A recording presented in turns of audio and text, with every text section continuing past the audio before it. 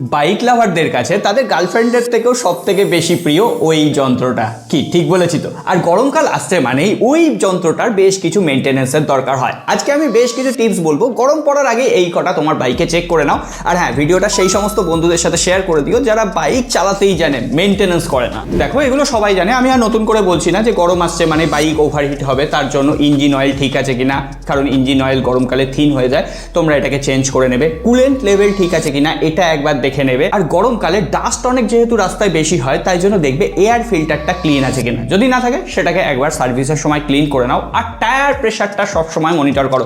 গরমকালে যদি তুমি অনেকক্ষণ গাড়ি চালাও না, টায়ার প্রেশার কিন্তু আস্তে আস্তে বাড়তে থাকে, তো সেটা ঠিকঠাক মেনটেন করা প্রয়োজন। আর গরমকালে বাইকের চেন যেহেতু দ্রুত ওভারহিট হয়, তাই জন্য ড্রাই হয়ে যায়, চেনের লুব্রিকেশন, তার সঙ্গে সঙ্গে ব্রেক সিস্টেম ক্লিন, আর সানলাইটে বাইক কখনোই পার্কিং করবে না। এই কটা নিয়ম যদি মেনে নাও, তাহলে তোমার বাইক একদম ঝিঙ্গালালা। বাইক যদি সানলাইটে পার্কিং করতেই হয়, পেট্রোল ট্যাঙ্কটা দেখবে যেন ছায়ায় থাকে, না হলে আবার পেট্রোলে বাষ্পীভবন হয়ে যাওয়ার সম্ভাবনা রয়েছে, কিন্তু আমাদের হারিয়ে যাওয়ার কোনো রকম সম্ভাবনা নেই। তাই জন্য ফলো আর সাবস্ক্রাইব করে রেখো। আর হ্যাঁ, তোমরা জানো কাদের সাথে ভিডিওটা শেয়ার করতে হবে।